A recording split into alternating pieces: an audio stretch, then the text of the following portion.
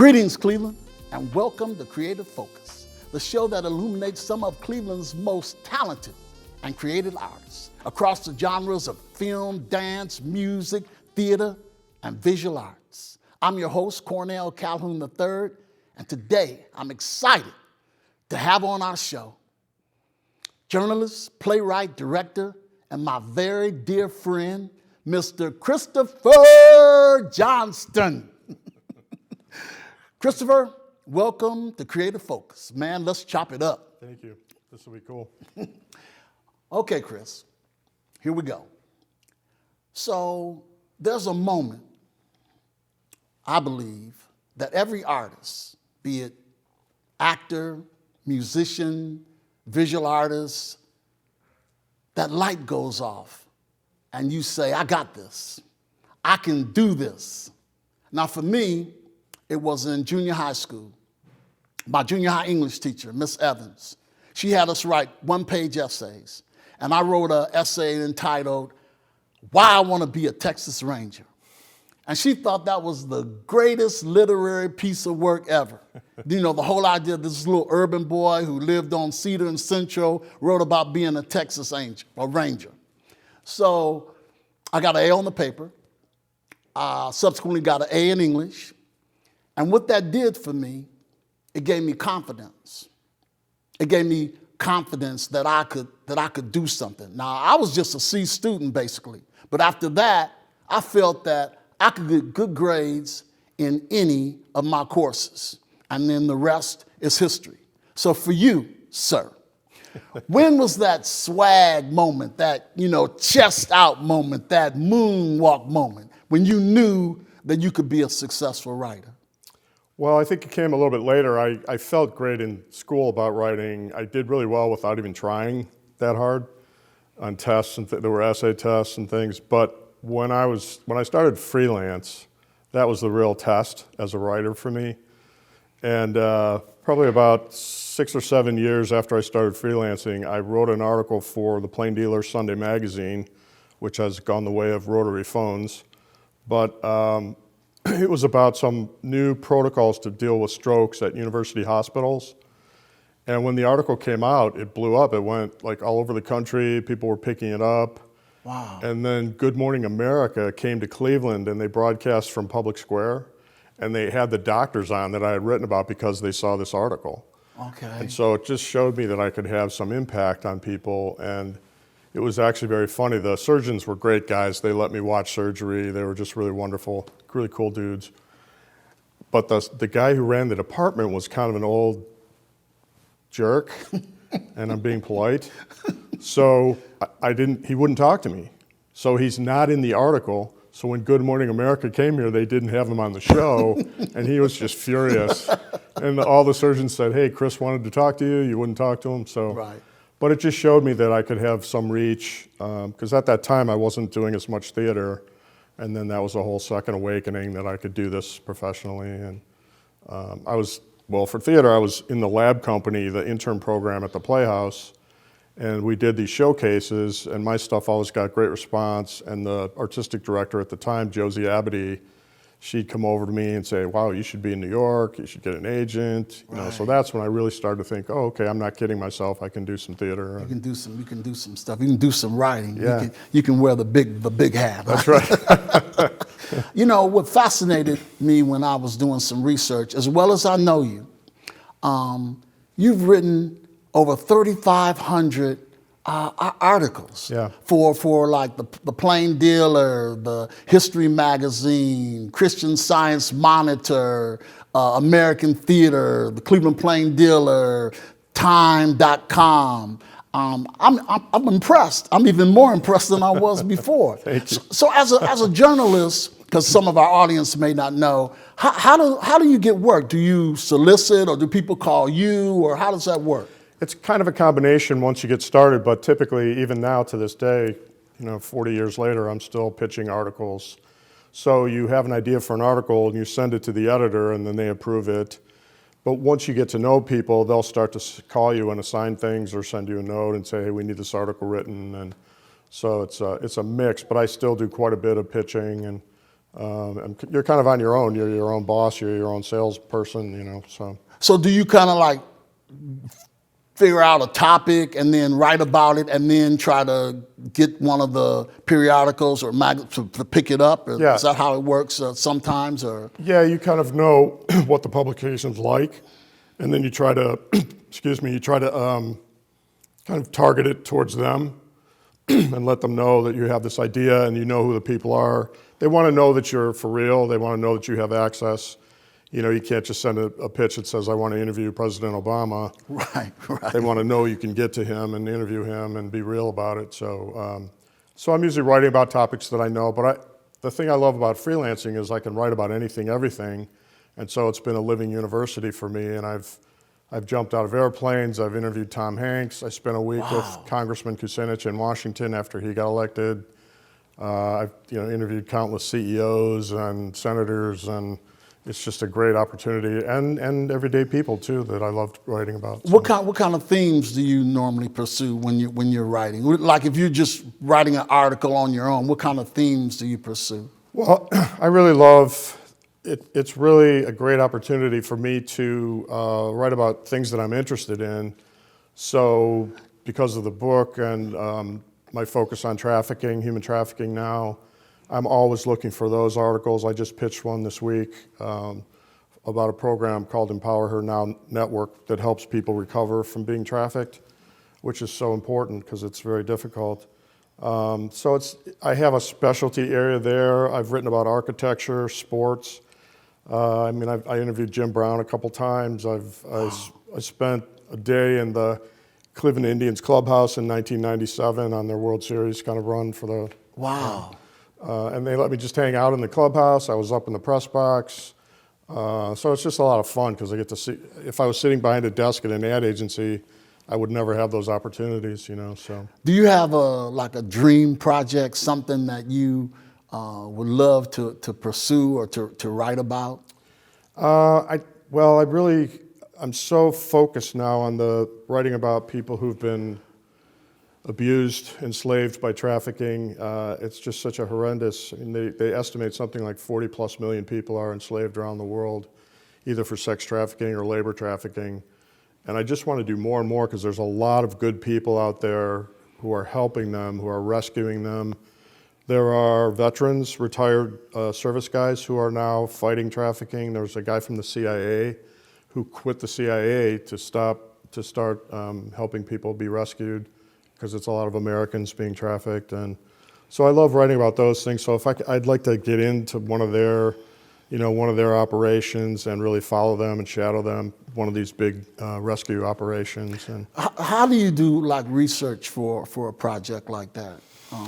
The thing is, I've been writing about it I've been writing about sexual assault for 12 or 13 years. I've been writing about trafficking for 8 or 10 years. So I have a lot of background because I've interviewed a lot of survivors, law enforcement, prosecutors, nurses. So I know what's going on. And then I read certain publications. I follow people online because they write about trafficking or sexual violence, domestic violence.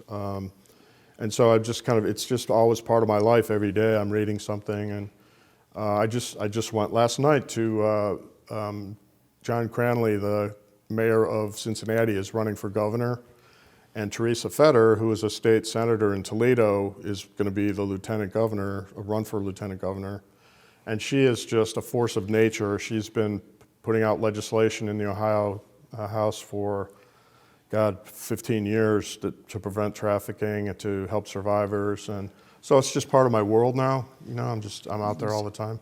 So that leads me to your book, Shattering Silences: Strategies to Prevent Sexual Assault, Heal Survivors, and Bring Assailants to Justice. Christopher Johnston. This is a powerful book, and I have to tell you, just a side note, you never did autograph this book like you promised me I'll to. do that. So yeah, you'll do that before you leave the I studio.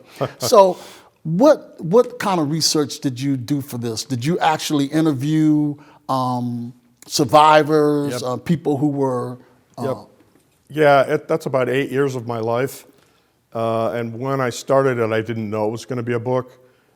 We know here in Cleveland the Anthony Sowell case. Right. And a good friend of mine who just passed last summer, Bob Spurna, was a crime beat writer, and he asked me to help him write a book about Sowell and the whole case. We went to the trial.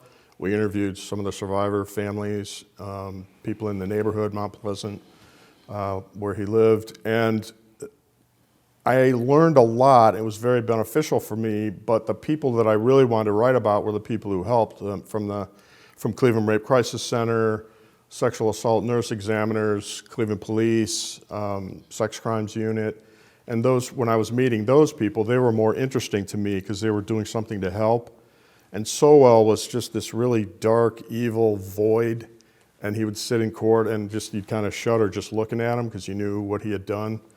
And I didn't want to write about that. And my friend went on to write sort of the definitive study of the House of Horrors, the book about that whole case, but I just didn't want to do that. So I met people all over I started to meet people all over the country, and I wrote a story for Christian Science Monitor about how Cleveland responded to this horrific crime.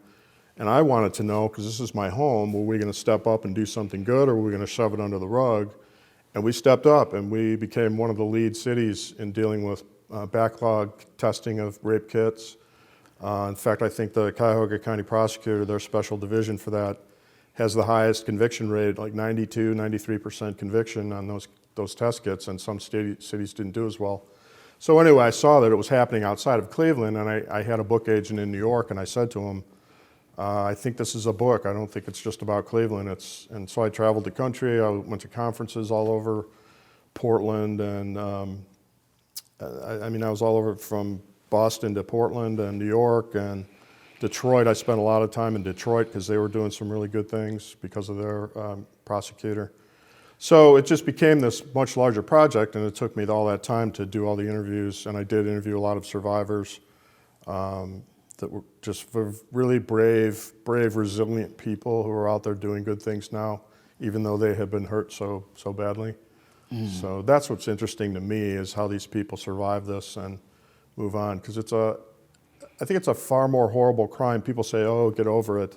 But it's not like you skinned your knee or broke your finger, you know. It really has a deep effect on a human being. And so I've seen women who survive and do well, and I've seen women who fail and can't hold a job, and it just completely changes their life. So that's why I want to keep writing about it. Okay. What impact would you like for this book to have on the reader? Well, I tried to keep it's a difficult subject, but I tried to keep it as positive as I could, and I focused on those success stories and the people doing the good work, because there's a whole infrastructure around the country of everybody, again, nurses, social workers, police, prosecutors, who are doing good work to help and to capture the criminals, the offenders.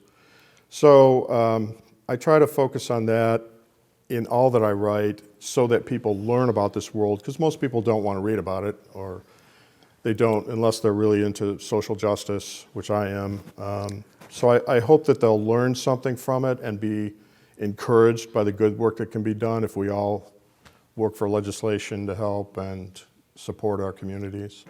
You know, I know that research is important. About maybe 12 years ago, I wrote a play entitled Blue Silk, and it was about child abuse.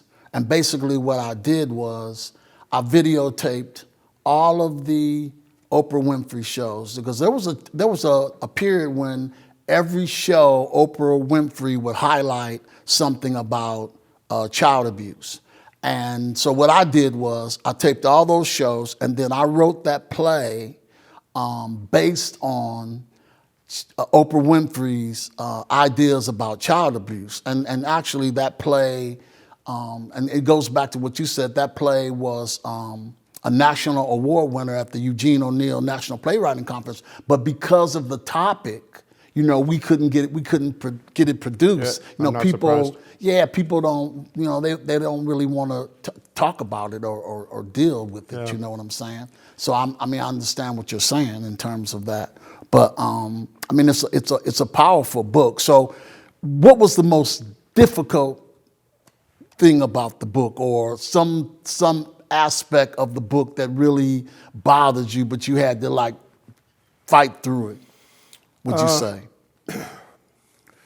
I think it was, well, I had to learn how to be trauma informed. I had to learn, and I'm pretty good anyway. It's just my personality as a writer and as a person to be calm and gentle with people. But I had to really focus on the fact that they had been so traumatized, a survivor, someone who'd been assaulted, and make sure that I was careful with them. And I learned from them. They would tell me, and I would ask them, are there things that I can do that would be better when I interview someone? And they would tell me, and take your time, put out a box of Kleenex, give me a glass of water, just little things that I wasn't really thinking of. So I learned a lot, and it wasn't a bad thing, I guess, because I really enjoyed talking with them because they're so heroic to me.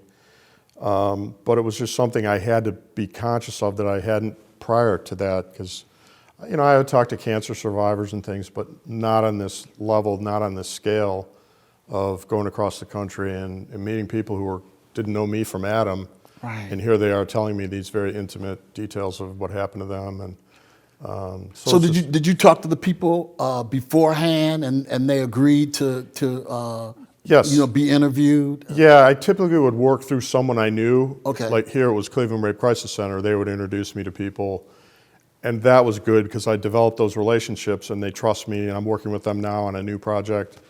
So they know me and they know I'm out there. But people across the country, they knew that I had written about this for the Christian Science Monitor piece. And so they trusted me, and then they would connect me to people. And most people said yes. There were a few people that said they just didn't want to talk about it, which is fine. But most people were willing to tell me their story. And the interesting thing, at the book signing, all of these people sang your praises. It was really impressive. yeah, I was very fortunate. I have a whole network now, and I have people all over the world now because of this, they've gotten to know about me, or they know the people that I know because they all work together. If an offender is trying to run away and they move to another jurisdiction, then they all help each other to track that person down. And so I've gotten to know some of the key players. Now, where can someone purchase the book on? You can get it on Amazon, or you can order it from your local bookstore, an independent bookseller, anybody really. Shattering Silences. Is that an alliteration? Is that alliteration? Yeah. See, I'm an English teacher. Remember, see, people don't know your resume. See, You're a people writer, don't know your man. resume. No, it came out of what people were saying. Every conference I went to, every meeting I was in, they kept talking about breaking silences, shattering silences. So I kept hearing it, and I was like, well, that's what I want to write about. So It's a fantastic title. yeah, it really grabs people's attention, I think. Okay, so let's flip the coin over. Let's flip. Let's flip to the theater side. So you also are a director, a playwright. You've had plays produced at numerous theaters in Cleveland, the Obama, Con, Ensemble. You've worked as a director at Caramoo, another play at Playwrights Local. What's the difference for you? In terms of writing, what makes it different, or is it more difficult to write a play as opposed to writing a book, and to be able to flip that coin over? Well, I think I do, because I'm a journalist and a playwright. The plays like Bodies for Sale or Ghosts of War, or other you've seen, are docudramas. So it's a nice hybrid because I know how to do interviews, I know how to set up a docudrama. But I also write creatively, which I enjoy. It gives me a creative outlet. That journalism, it's very creative on one hand, but at the same time you have to follow rules. You have to be completely truthful. You can't fictionalize anything. So it's a very different discipline than writing a play. But I find that they each feed each other in different ways. Do you enjoy one more than the other? Boy, it's so hard. Because I love them both, there's times when it's a problem for me because I want to just focus on one. I think you do better if you focus on one, but I love both so much.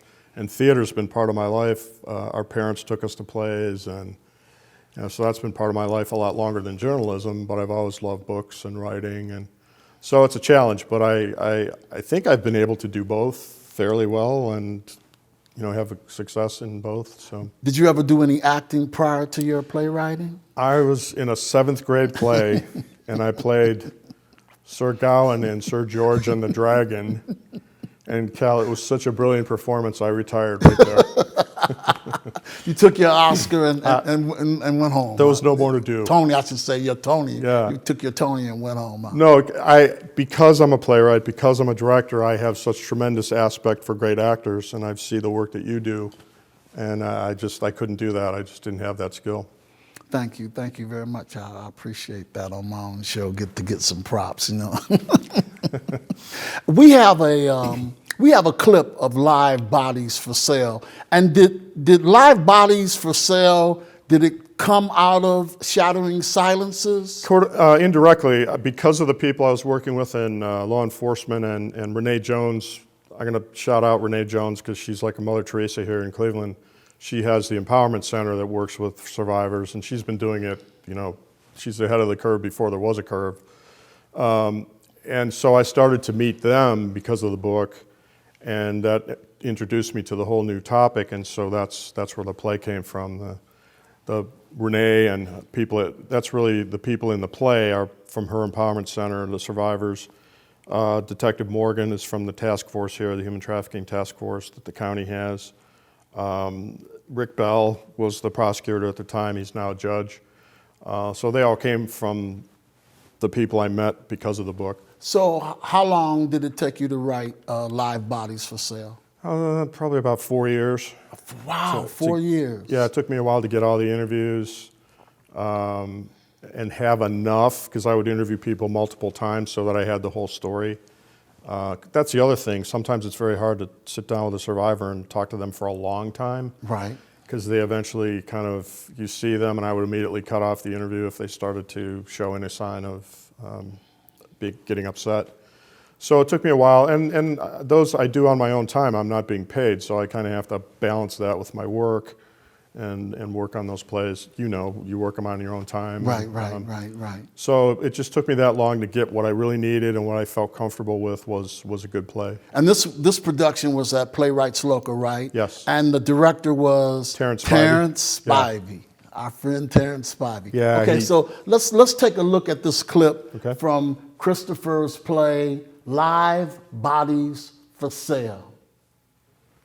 When I look at my mom, I see an abused woman who was broken, whose health was taken from her by a very abusive and dominating man. I wonder, how did she get like that? I know now that my grandmother had a boarding house and she sold her daughters for sex at a young age. My aunt couldn't take it and she committed suicide. And my mom went to Rosemary's Home for Children. I can see where, in a subconscious way, that just sneaks into you. As a little girl, when my dad would fall asleep or pass out or go on one of his drinking binges, those were always at the end of the month because he worked at the steel mills, I would run to St. Wenceslas at 35th and Broadway. I would just go and hang out there for as long as I could. At some point, they'd tell me I had to go home. I didn't understand that, because I thought that was a safe place you could stay. Wow, that was powerful. Thank you. Great work. I actually was sitting in the audience on Yes, you were. opening night. So would you say that the actors picked up on the importance of this play? Very much. Yeah, they all got involved in different ways. Some of them gave money to Renee Jones, and wow. She's so amazing and so larger than life in what she does for these women, that everybody fell in love with her, and she came several times to the show and to our rehearsal. Detective Morgan was there several times, who's another great, great guy, and just became role models for all of us, and I had already fallen in love with them, I had already just had such deep admiration for these people. And I watched the cast and I watched Terrence. They all just like glommed onto these guys because they're just incredible people. Do you remember the first time we had a collaboration? Let's see. What was it? I know we did several. You. Pretty little girl with the red dress on. Yeah. At the Pilgrim That's right. Church. Yeah. During a blizzard. I had to drive in a blizzard, and anyone who knows me know I don't like to drive. But the play must go on, and we drove through the blizzard and arrived at Pilgrim, and we had a great audience. Yeah, we did. And that's just a fantastic show. You have to do something with that show, Christopher. I wish we could. You have to do something with that show. Yeah. I want to thank my special guest and dear friend, journalist, playwright, director, Christopher Johnston, for hanging out with me today on Creative Focus. Thanks, Cal. Thank you, sir. It's my honor. Well, that's it, Cleveland. We're out. And remember, a true artist is not only inspired, but inspires others. I'm Cornell Calhoun III for TV 20 and Creative Focus. Until the next time becomes our time, be well, Cleveland. Be safe.